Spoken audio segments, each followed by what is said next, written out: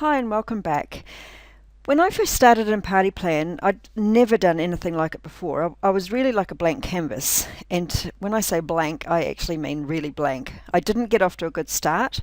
Nothing came naturally for me. And in the beginning, even the basics of booking and recruiting were real challenges that I wasn't sure that I could overcome. If you found something similar in your business, don't let that put you off. You don't have to be good at Party Plan in the beginning, but you do need to become good at it if you want to develop an outrageously successful business. You just need to stick at it and keep learning. Be honest with yourself and take responsibility for your results. It's the only way that you can possibly improve. So last session we talked about your vision, where you're heading, and I hope you can see it really clearly, and I also hope you feel really excited about the possibilities that lie ahead for you. When you combine your vision with your real why from lesson 1, you should be absolutely chomping at the bit to get going. So let's just jump into lesson 3, where we start getting your basic business in great shape so that it's ready to explode. It's really important if you want to be outrageously successful that you need to be determined to solve all of the challenges as they crop up and don't let them knock you off course. Think of building your business as a great big puzzle. When something doesn't work, it's not a failure, it's just another piece of the puzzle coming to light.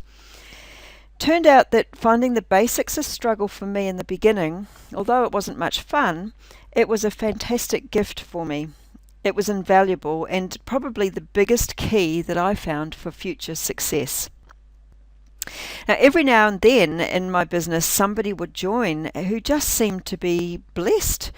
They joined as consultants, and without seeming to even try, everything was just happening for them. They had no trouble getting bookings, people were joining, they had high sales, and as easy as it was to become a little bit jealous of these people because they seemed so effortlessly successful, it was actually interesting that once they became leaders, in my team at least, not one of those people lasted very long. They weren't able to help anyone who was struggling or finding things difficult.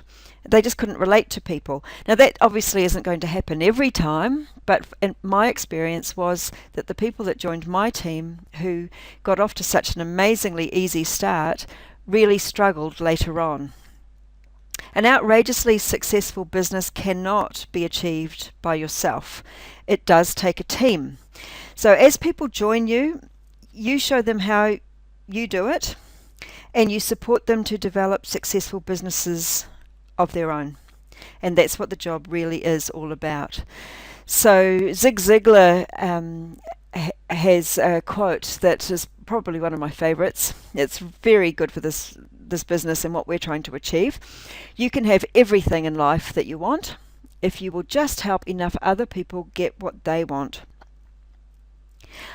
By having to work through puzzles yourself, things that you find difficult in the business, you learn many valuable skills that are necessary to last as a leader for the long term, because you're able to understand and help new recruits who are struggling, and you don't get frustrated when they don't get it. You're more patient with people, which is very difficult if you're someone who's never experienced these sorts of struggles. So if you are one of the people who've had business flow easily to you, all you need to do is acknowledge that this means that you might have to make an extra effort to understand what's happening for the people who find it more difficult. So if you can be aware of that from the beginning, then you're going to have a much easier time of it later on as well.